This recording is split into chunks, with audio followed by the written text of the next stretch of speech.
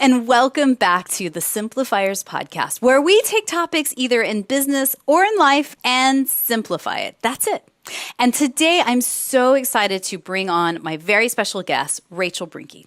Rachel is the founder of the Business Bites podcast and several successful legal niche brands, including The Law Tug, Fit Legally, and Blog Legally. Now, she's a mother of 5 and a wife to an Army veteran. She knows her stuff, let's just say it to the least. She's a practicing lawyer and also a Team USA athlete. Now, through her podcast, her brands, and her one-on-one services with her clients, Rachel helps creative entrepreneurs with business strategy and legal needs, such as forming a business or drafting contracts or, just simply understanding business and intellectual property law. As an entrepreneur in each of these industries, Rachel has a pulse on the pain points and the needs of these fellow entrepreneurs. Last but not least, she's also the author of this little book called The Laundry List, a mom's guide to running a successful business and home. I'd like to welcome to the Simplifiers Podcast, Rachel Brenke. Hi, Rachel. Hey, thanks for having me. I'm so glad you're here today because I get these questions all the time. Yes, I'm a creative entrepreneur. Yes, I want to start my own business, but let's just be honest, the legal side scares the bejesus out of me. So can you today help us one step further simplify small business legal? Yeah, the thing is, the legal stuff is not sexy. It's not fun. And it's one of the last things that the majority of entrepreneurs have in their mindset when they're working on their business, whether they're new or just trucking along towards whatever their goals are. And it's hard because I recognize it not just as an attorney, but also as a mother and also as an entrepreneur myself. I recognize how important the legal stuff is. And so it kills me when people are so worried about everything else, but not worried about legal, and then they end up in an issue, and then they end up spending more time, more money, more energy. So my goal with my brands and all the education that I put out is to, like you said, simplify it, make it easier, less scary, and so that you guys consume the knowledge and then be able to make decisions as the entrepreneurs to move forward and have a legally protected business. So let's back up a little bit. Tell us about your journey to get to where you are now. So you are a practicing lawyer in what state? Virginia, Texas, and then I'm also licensed with Supreme Court of the U.S. But then I also do federal intellectual property work, which is trademark and copyright, and so I can practice and work with clients in all of the United States for that type of topic matters. And I do a lot of work on that because unfortunately we're finding that so many people in the online spaces are using others' intellectual property, whether they realize it or not, they're infringing. And that's the number one thing that we work on right now at the firm. So tell me more about that. So when you say people are infringing on other people's intellectual property, give us an example. What does that look like? Some people may not know that they're doing this thing, so let's just make it simple for them. Problem. So that's not that strong of a defense. Ignorance of the law is not a defense of the action. But one of the most simple things that I see all the time is someone taking someone else's image, such as regramming it on Instagram.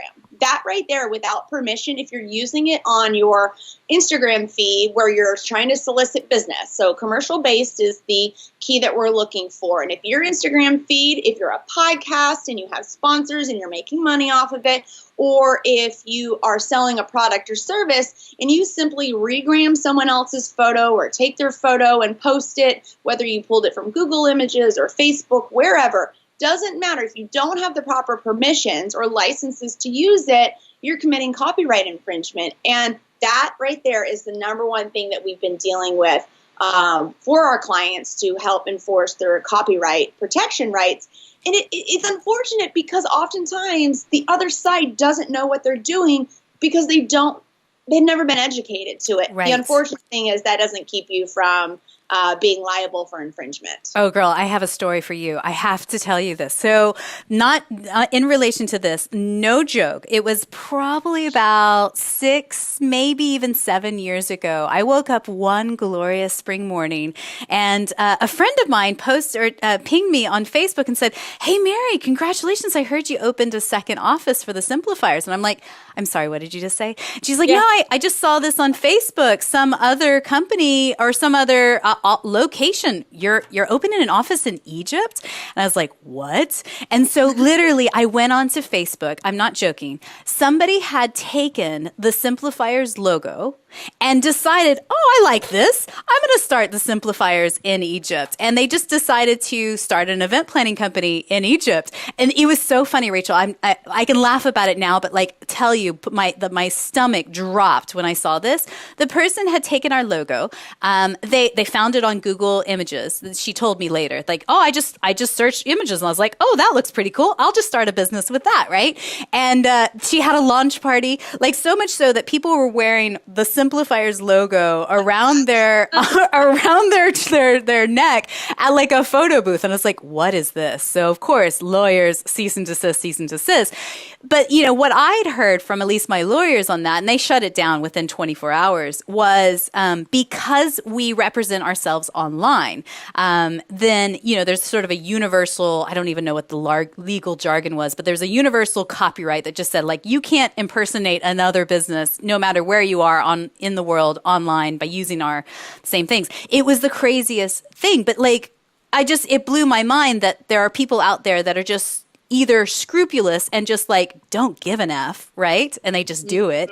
Or the others that just like, I didn't know I couldn't do that. So I just very innocently. The majority is the ones that they just don't know and they just do it. And it's unfortunate. And, you know, in that situation, it's hard because I just want to take the entrepreneurs when they find something. Obviously, you follow through, but I want to say, why have you spent time, money, and energy in building a brand and an online presence? But when you discover that something's happening, you're just like, I mean, they get upset, they post about it in a Facebook forum, but they don't actually do anything. And what I have determined is that because it's scary trying to figure out what you need to do, and there's an automatic assumption that it costs $1 billion for a lawyer to be able to fix it, when that's actually not the case. Yeah. We work with a lot of photographers on the image side. You know, the situation like I just talked about, people take the image, brands will take it because you've used a hashtag. Well, that in of itself is not legal permission. Maybe in the future copyright law will change, but as it stands now,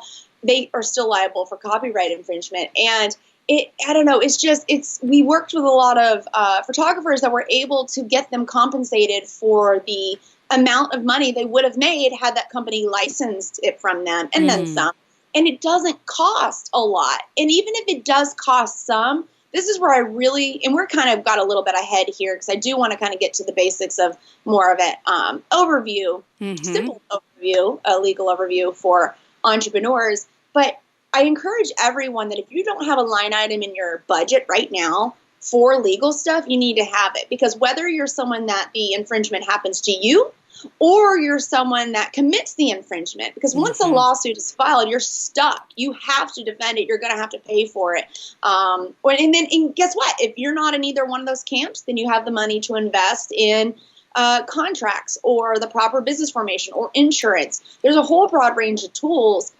I guess my long-winded point is you guys need to have a line item into your cost of your doing business. It's a non-negotiable to me, much like having a domain name or paying for a website or paying for whatever these billions of other systems I see, MailChimp, ConvertKit, all this that everyone's using. This should be one of the top priorities. And if you never actually end up spending it, well, then you can reinvest it elsewhere later. Right. So let's talk about those non-negotiables. So you call it the legal trifecta, which is insurance, business formation, and legal documents. Can you break down each one of those in simple terms?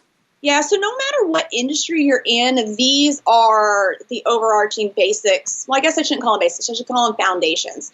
They're the foundation of what you guys need to have a protected business. Because we kind of jump to talk about copyright infringement and all that, and that's good to know, but majority of you listening are probably not going to deal with that. But 99.99999% of you are going to be faced with a decision to form your business.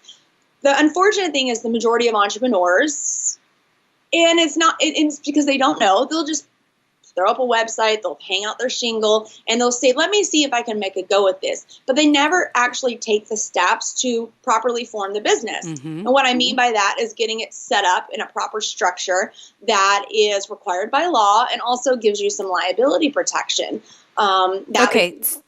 Go ahead. So business formation first, right? What Yes. are the steps? What are the first 3 things they need to do? Well, it depends. I mean, and I hate giving that answer, but it really depends on what your business looks like. Are you a single owner? Do you have multiple people? Do you have investors? Are you going to have employees? What kind of industry are you in? Are you in one that you're engaging in more high liability or risk type of activity? All of those are going to really make a determination of what structure you're going to choose. And in America, the basic ones are sole proprietor, where you have no personal protection whatsoever, and then either being an LLC or a corporation, which is forming a separate legal entity. So you're here and your legal entity is separate, so that if you're implicated and you're liable, then hopefully only the legal entity is what's pinged and not you personally, not your family, not your home assets, not maybe you work a 9 to 5, maybe not that money that you make there. Right. At foundation, bottom line, simple answer is you need to pick a business structure. So I don't ever recommend sole proprietorship. You need to pick a business structure that's going to give you that separate liability. And this is where you need to pull in a lawyer and or a CPA. I'd say both. CPAs should not be advising on liability protection. They should only be providing advisement on tax strategy and what's most beneficial to you. Mm-hmm. There's this misconception that, if I need to figure out my structure, I just go to my CPA. Well, they're great for taxes. They're great for tax strategy, but they're not supposed to be filing formation documents for you, and they're also not supposed to be advising on a structure without looking at the whole picture, like the liability stuff I just mentioned. Right. And I should point out for the record, if you're already listening to this episode going, oh my God, I'm freaking out. Like, don't freak out, because Rachel has this whole free legal checklist, and we'll put the link down in the show notes. So you can literally just have it in front of you and take a deep breath and go, it's not as scary as it is. So just back up, disclaimer real quick on that as well. Well, and that's the thing is that I don't think the whole LLC and corporation stuff is really that much of a foreign concept. I'm really proud of many of the industries and the way online education has grown in the last 10, 15 years since I started, because it's not so foreign anymore. People talk about it. You see your friends are one of these. So talk to your friends. Don't listen to their advisement completely, but talk to your friends, see what they're doing. The majority of single entrepreneurs end up being an LLC. Mm-hmm. And it's the amounts and how you file and all that's going to be dependent upon your state. But maybe that's a good point of reference. Make a note down. That's where you want to start your research and investigation and inquiry to an attorney. Yeah. And maybe getting those recommendations of who as an attorney, who as a CPA, and also be very clear, somebody who can do bookkeeping is not a CPA. Let's just say that out loud as well. Those are 2 very different skill sets and very different hourly rates as well. So don't assume that the person that's just managing your books can really advise you on this stuff, right? Mm-hmm. Unless they happen to be a CPA that provides bookkeeping services, not the other way. Yeah. Right. So, we're looking at business formation, legal documents, and insurance. And you have to kind of mentally imagine these as hurdles between you and your client or your consumer, depending on what you're selling, products or services. And it's a hurdle between them. So should an issue arise, you want them to have to go through each of these, business formation, legal documents, or insurance, before they actually get to you personally. So the business formation does that through those structures that I recommended.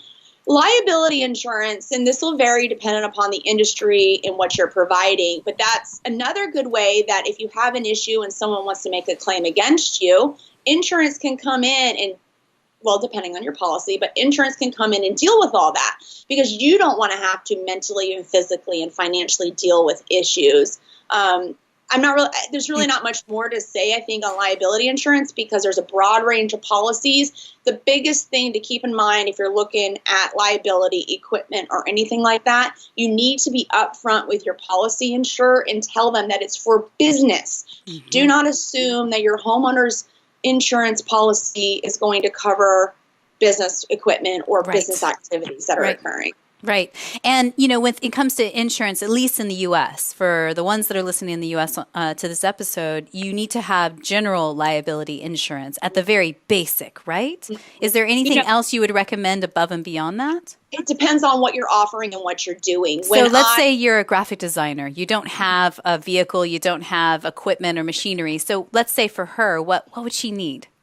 She would still need equipment. Graphic designer is going to have a laptop and the tablet and all of those, the backup procedures and all of that, like externals, that she's going to need to have insured. General liability, but all the policies are going to range depending on what you're doing. Are you physically meeting clients or is it all online? Graphic designer could go either way. I do know that working with my insurer, I just call them and once a year or when things change, and I just verbally regurgitate everything that has changed, new, what I'm planning to do, and then we talk through to see where the holes in the policies are. And keeping in mind, insurance isn't going to cover you 100%. That's why we're talking about these different hurdles. Business formation is encapsulating you, and then insurance, which is the next hurdle out from you. It's not going to be 100%, but you want to try to get a policy that's going to cover as much as you can. Right. So errors and omissions, that's a part of your policy? I hate to recommend that because sometimes that's not necessarily a separate liability policy. Okay. Depends on the company. Some of them include that type of language within their policy. Others make it a specific add-on or a rider. Right. Got it. Workers' compensation insurance that. Some states require, some don't. It also depends back to the talking about the structure. Are you an employee of your business? Are you do you have employees? Because you can make yourself an employee to help limit tax liability and pull benefits. Disability insurance, I'm glad you brought that up. Disability insurance is a really important one, especially if this is your sole source of income. That's not typically some of the priority ones that many that are just trying to get their head around the simple basics of legal protection. So let's back up and say, what is disability insurance? Just simple terms. What does that mean? Disability insurance is an insurance plan that will come in should you get hurt. There's all sorts of policies, short-term, long-term. And I don't know the other language. It's like key man insurance, like if you're the only person that can execute the products or services you offer and you get hit by a bus, right? There's that. They can do that for key, or if you're an employee of the business, which you may be key or your employees may or not be key, but there's still disability insurance available. Even though they may not be a key integral part of the business, you may still be able to offer that as a policy to them, because to them, that also may be their sole source or primary source of income, and they need that gap if something happens. Right. And so the last part of the trifecta you mentioned was legal documents. So what kind of legal documents? I mean, basics, what do we need?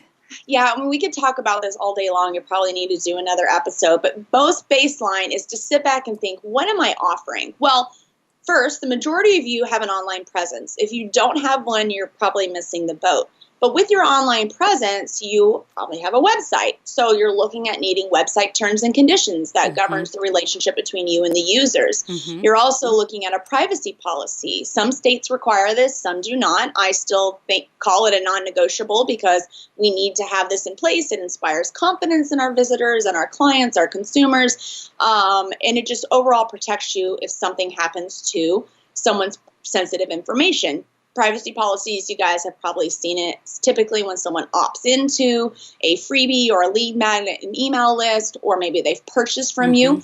I think it's non-negotiable to have both website terms and conditions and privacy policy, because from a legal standpoint, I've seen them used even in situations where they weren't legally required by their jurisdiction, but we were able to use them to help defend a business owner, such in the case of like a information breach, etc. So those are the two main ones. And I'd also say in the UK, for those that are listening in the UK, lots of things are rolling out right now about GDPR, which is how you can and cannot use the emails that you capture from people and how they opt in. So if you are listening from the UK and have heard GDPR and all of that, I'll put a link down below in the show notes so that you can kind of learn more about what that means to you and your small business as well. Well, I'm glad you said that, because one of the key tips I want to recommend on the privacy policy, and this goes for UK, US, Canada, anywhere. This just sounds like common sense, but it doesn't happen this way. Follow what's in your privacy policy. What often happens is that people get a privacy policy drafted, and typically it only allows, I would recommend that it's drafted in a way that only you, the individual receiving the emails, are going to keep those emails. What sometimes happens, though, is then they decide to start getting sponsors or partners, and they violate their own privacy policy and start sharing emails. you can do that if maybe you do a giveaway later on and you institute a new privacy policy in place for new options, etc. But don't violate your own privacy policy. You need to stop from the very beginning and think, do I want this to be drafted solely for me? If it's solely for me to receive the emails, then I need to honor that. If I want to go ahead and leave it open so that it says I'm able to share their emails with other people, then fine. Let me go ahead and have it drafted that way. I find, though, for those that actually read into terms, broader terms like what I just outlined for sharing of people's email address, it's commonplace, obviously, as we've seen in terms of Facebook, Instagram, and many big online sites. But more and more consumers are becoming wary of that. They're tired of their information being sold. So like you were mentioning, policies that are coming out saying, you have to adhere to privacy policies or certain specific outlined requirements, still consider the implications, legal and not, of what it can do to your audience base. Yeah, and I think what the reality is that, let's say Sally, the graphic designer that's listening right now and sort of quaking in her boots going, oh my God, this is all scary, right? Like what it is that you get so scared and the fear comes on you and then you don't do anything. You just like paralysis analysis, like you just stop, right? So can you talk a little bit about just maybe some other clients that you've worked with over the years where it's like if they had just spent the money in the beginning to do this versus the lawsuits later down the line, like the cost versus value of doing this, how important is this? That's a really good lead in because kind of the next group of legal documents I wanted to address is like when you're selling products or selling services, you need to have something that regulates the relationship between you and that purchaser. All the terms and conditions that governs that relationship. It sets the expectations. And this right here, and I referenced this earlier on, but I didn't want to expand too much at the time. But I referenced saying that if you invest a little bit up front, then you're going to be able to avoid spending a lot of time, money, and energy later. Key example, and I don't even have to give identifiers because this exact situation could translate to the hundreds of clients we've seen come to us. One of the most recent ones we had was a service provider. He offers services contract type to consumers. And he came to us and said, hey, here are my contract and invoice terms. Will you look at them? And we always give a quote up front to say, because we get it. We're small business owners too. We want to know how much the bill is going to be before the work is done. And we said to him, it's going to be about $350 US dollars. And he goes, oh, that's too much. I don't want to spend that. Let's fast forward 9 months. He still continued working with this self-drafted contract that he decided to download off the internet, cobbled together with some free language added himself. He was then being sued by one of his customers to the tune of $8,000. I was able to get 3/4 of that knocked out in trial, but he still to date has spent $5,400 on attorney's fees alone. And it was appealed by his client. And so he's going to look at spending another $2,000. So let's say $6,500 to maybe $7,000. Yeah. And what it all boiled down to, and this isn't always the silver bullet, guys, but this is something to look for. Had those initial terms included language about receiving attorney's fees, because in America, we don't receive attorney's fees unless one, it's given by statute, or two, you contractually agree to it. He didn't contractually have it in his document. Had he had that from the very beginning, that $7,000 that he's going to have spent at the end could potentially have been paid by this client who sued him. And now this client is so funny because he says, he's like, I should have just spent the $350 with you. He goes, look at that investment compared to now. And he's learned a lot of lessons along the way. And we did end up spending a little bit more to revise the contract, but that's okay because now moving forward, he'll be able to avoid issues. But I share those numbers, and that's not extreme. That's not extreme numbers. We see this all the time. $350 versus $7,000 plus the time, money, and energy that he and I have had to spend on the phone together that he's not been able to focus on running his business. That's it. I mean, the mental anguish of all the stress that came from all that is diverting him from making sales or launching a product or expanding his team, so it does seem, like a big red alarm, bing, bing, bing, like this is a big deal. And this is something that you really have to kind of put some effort and energy towards. And like you said, put a line item in your budget immediately in the beginning. Because I think what happens if I can, really put a hypothesis towards this is I think a lot of women, we just tend to think about the fun stuff or the pretty stuff. And we're like, oh, well, I need business cards. Oh, I need a logo. Oh, I need to figure out the website. And oh, I really want to do this, this, and this. And this stuff just doesn't happen. And I don't mean to stereotype there by any means, but I hear it over and over and over again from my own clients as well, that it's important to remember these things. It's this mentality of it'll never happen to me. Well, it's a couple of things. It's the it'll never happen to me mentality until it does. Mm-hmm. And I always tell people you never have an issue until you have an issue. And it's also what we talked about at the very beginning, a little bit of paralysis analysis and overwhelm. They don't really know where to start. So we've given you a simple checklist here of like the 3 basic things to start recognizing and understanding what you need: the business formation, the different insurance types, and then the legal documents. Legal documents are going to be your front line. And that's probably where, guys, So that's like your scope of work, your proposal, your agreement, your contract, like your written thing that they sign, you sign, blah, blah, blah. This is what you get. This is the price. This is the payment schedule. This is the blah, blah, blah.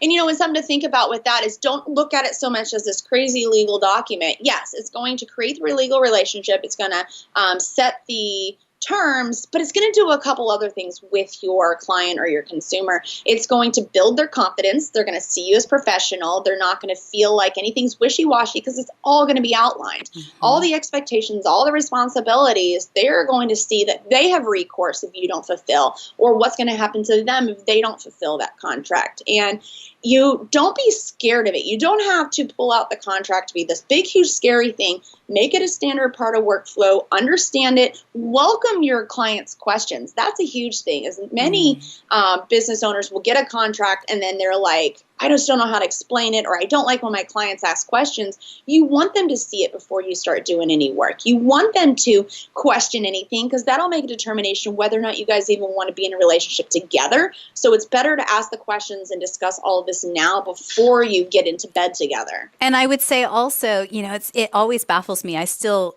run across vendors on the event planning side of our company where, like, say, a cake baker that doesn't have anything written down, and you're just like, how does this business even function? I mean, yes, we did have a phone call, and yes, there was a couple of emails back and forth, but if I don't know what you're providing and what the price point is and like, that doesn't give me faith in, that you're actually going to show up the day of the event, and vice versa, right? How does that even, how does a business function without these things? Everyone's so focused on having the right brand, the right messaging, the right logo, the right sales copy because they're trying to attract people. Well, honestly, it's relatively easy to attract people to a website. It's actually building the buyer's confidence to get them to pull the trigger or press the button or pay the money. And that's what some of these documents can do for you. It's this, because it's giving of information. My husband hates to go out to dinner or to go to a purchase with me because if I have to start asking 20 questions for something, my confidence is gone like that, and I'm not willing to spend the money. If you're one of those that's getting big pushback on pricing, it's not your pricing. It's your lack of information that you're giving to people, and legal documents can do some of that for you. If you're afraid that it's your product or service, it's all about information and how you outline it and how you portray it to people, professionalism and safety. People want to be told what to do. And it's crazy to think about. They want to be told what to do when they have to do it. And it takes out the guesswork, and it makes it easier for you guys to focus. You, Sally, the graphic designer, get all that legalness out of the way so that when it's time for you guys to start designing, you're focused on designing and working together. Right. And you're not stressed out about the payment schedule or what they think that I'm providing and the deliverables and all that. So again, we have so much to talk about. I feel like we should do a part 2 at some other point. So we have to wrap up and kind of finalize on the last few questions here. So these are questions I like to ask everybody that's on the podcast. Podcast. First and foremost, thank you, Rachel, so much for your time today and your expertise in sharing. So what's one book you're reading right now that's either inspiring you or really challenging you? It's going to be a little bit different than I think most would listen to. It's actually a sports psychology book. It's called The Brave Athlete, Calm the F Down. And I started reading it since I am a Team USA athlete, thinking it would help me with sports. But it actually has a lot of tools and mechanisms that I can use when I'm in high stress or different situations within my own business. When I start insecure or frustrated. And I'm excited to really play out. I haven't finished the book yet, so when I do, though, I'll release a review on the podcast. But excellent. So it's The Brave Athlete, Calm the F Down. Excellent. And tell us, what's one person that you know in your circle of friends or your community that you think we should interview on the Simplifiers podcast? Somebody who's very smart who can simplify something in business or in life. Who should we interview? Christine Tremulay. She has a podcast as well called The Life Boss. Fun fact, she helped to name WordPress, which is so funny, but she's so good at helping you cut through and figure out, I hate using this term, but figuring out your why, but she helps you get really crystal clear on the messaging that you're trying to make. So even circling back to what we just mentioned a little bit ago about conveying information to your clients or consumers so that they will press that buy button, so they will engage you. She's really good at helping you get rid of the BS and the distractors and get really specific on your messaging so that you can build the confidence and build your business. Great. Last two questions. Gratitude in my book goes hand in hand with simplicity, especially in this day and age of noise and busy and go, go, go, go, go, go, go. So tell us, what are you grateful for these days? I'm grateful to be alive. I am 11 years cancer-free this month, and you would think as a cancer survivor that every day you're like, oh, I just love it. And I do, but I'm grateful that I also have the opportunity to remind myself that I'm here to get to do this, that I get to be a business owner, that I get to be a mom. And so it wasn't so much going through the cancer, but it was remembering the gratitude, if that makes sense, every single day, and being purposeful about it. Yes, I love it. So 2 places that people can find you online. Obviously, you've got the Business Bites podcast, businessbitespodcast.com. We'll put the link down in the show notes as well. And then also definitely check out her free legal checklist on her website, because I think that is the first step to help, conquering this and simplifying it and all of that. So where do you, besides those 2 things, where do you like to hang out the most? What's one social media? Where can people find you? Instagram or Facebook. Instagram, I've been gravitating a lot more to, post a lot more there now. I just feel like it's easier for me to teach you guys on that platform. Facebook's too loud at this point. Yeah, I hear you. So again, thank you so much for being on the podcast. So Sally's sitting here. She's listening. She's scared a little bit, but she's also got a fire under her butt of like, okay, I got to figure my legal stuff out and quick. If you could whisper one encouraging word to her right now into her ear, what would you say? Just check off the list. Just go one by one. That's more than one word. I'm so long-winded. It's okay. So yeah, definitely go look at Rachel Brenke's free legal checklist online. Go one step at a time. Rachel, thank you so much for your time today. I really appreciate it. Of course. Thanks for having me.